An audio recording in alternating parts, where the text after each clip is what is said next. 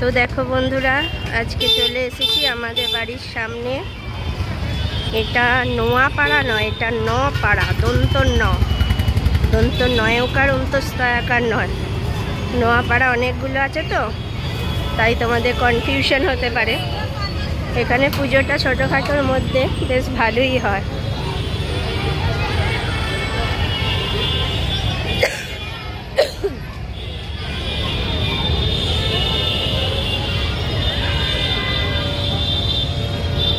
দেখতে পাচ্ছ খুব সুন্দর, ছোট্টর মধ্যে খুব সুন্দর।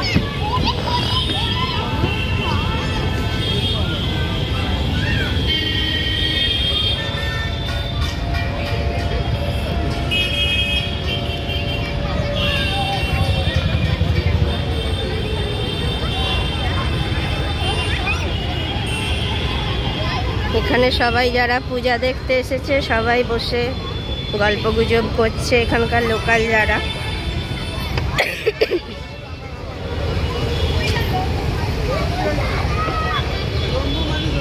আমাদের বাড়ি থেকে এটা কাছেই।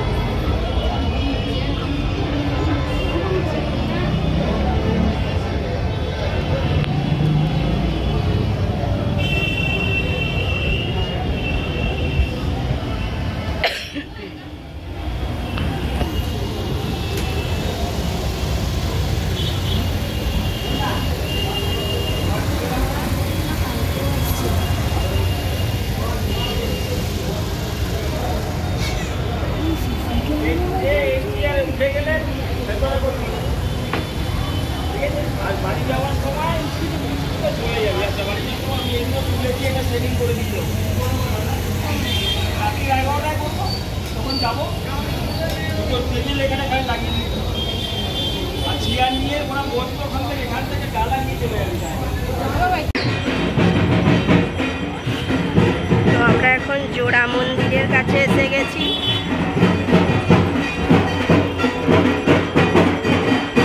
ছোট্টর মধ্যে এটাও খুব সুন্দর করেছে।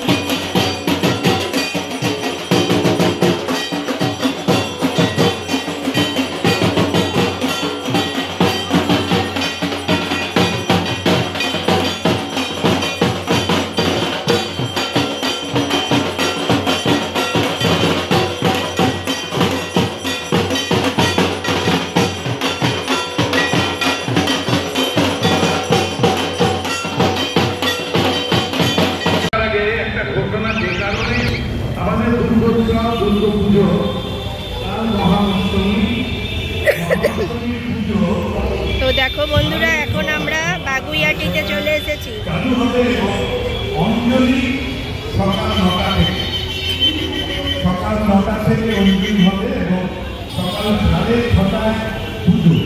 এখানে লাইন দিয়ে দাঁড়াতে হচ্ছে। মেয়ে বাবার হাত ধরে যাচ্ছে।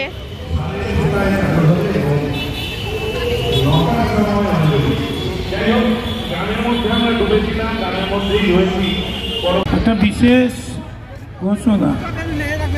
আমরা গত বছর থেকে আমাদের পাড়ার সিনিয়র সিটিজেন যারা ছিলেন, এখনও আছেন, বা কেউ হয়তো পাশের পাড়ায় চলে গেছেন।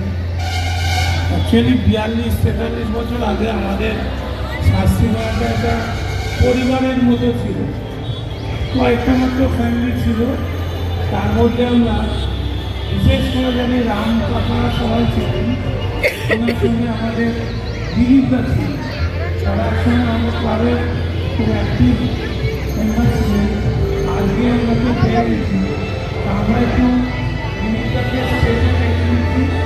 আমরা পুরোনো সদস্য আমরা পেয়েছি, তাহলে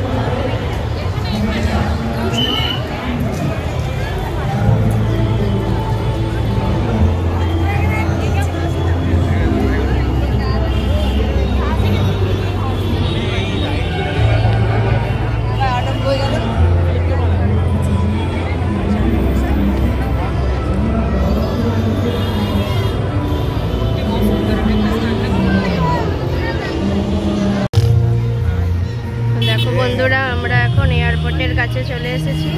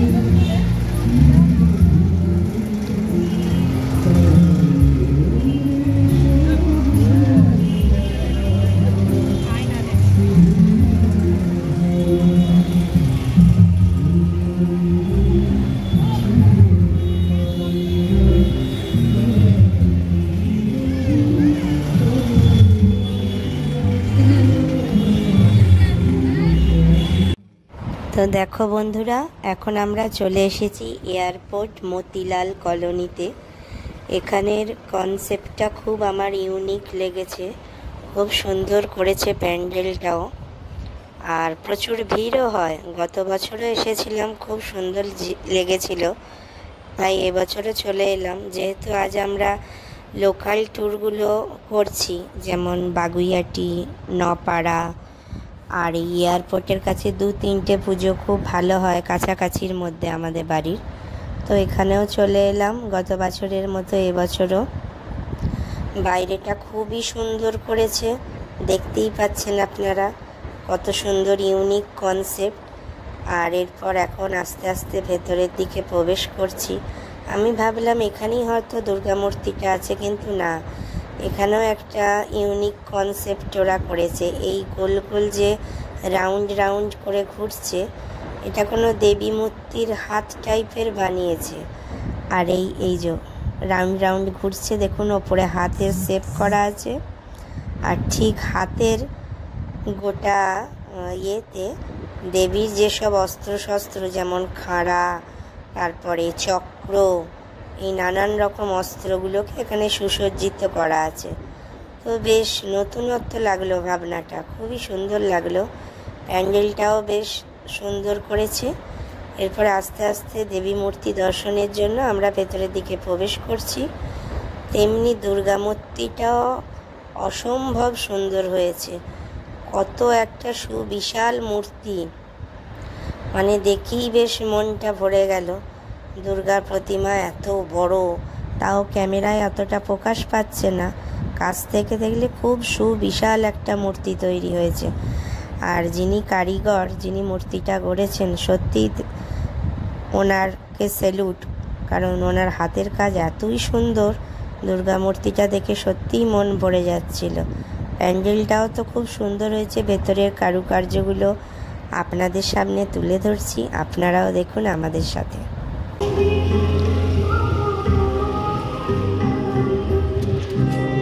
তো দেখো বন্ধুরা, ওদের একটু খিদে পেয়ে গেছিল, মেয়েতে আর হাজব্যান্ডেরতে একটু ফুচকা খেয়ে নিচ্ছে। হাজব্যান্ড ফুচকা খায় না তো, আজকে কি ভাগ্যিস হঠাৎ মন গেছে ওর।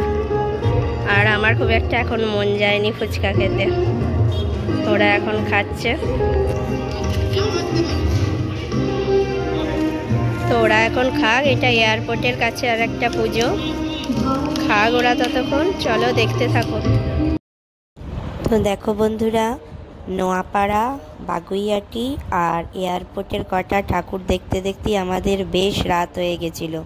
প্রায় 10টা, সাড়ে 10টা 40 মতো বেজে গেছিলো। তো আমাদের তো অত প্যান্ডেল হোপিং করে প্রচুর খিদে পেয়ে গেছে, মেয়েটারও খুব খিদে পেয়ে গেছে।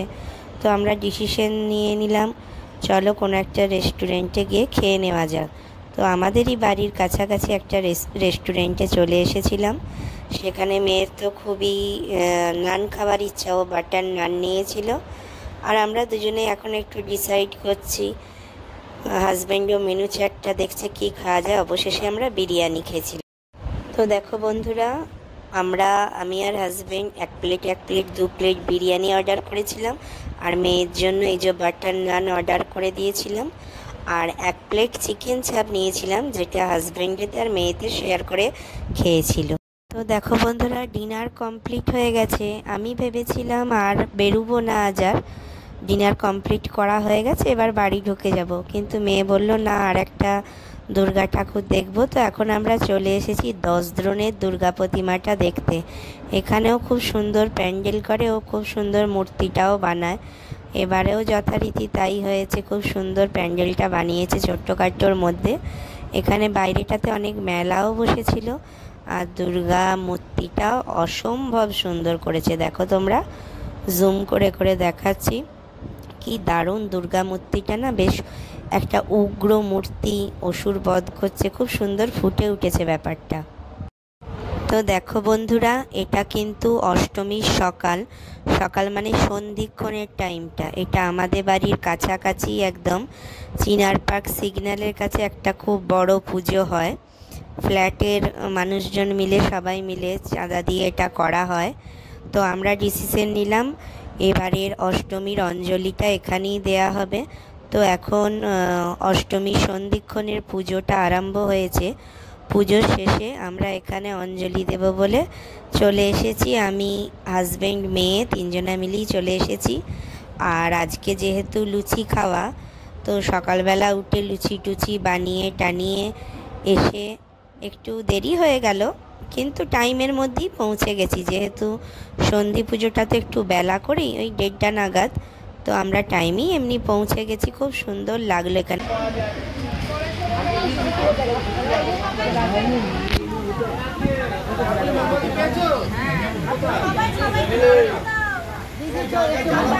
আরেকটা মোমবাতি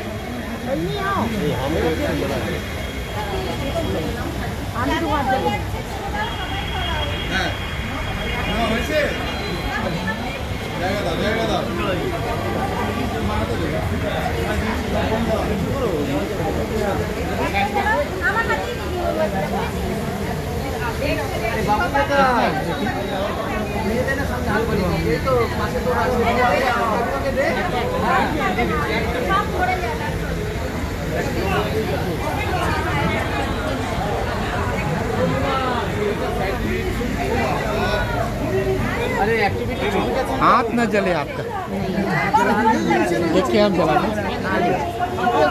जलाइए।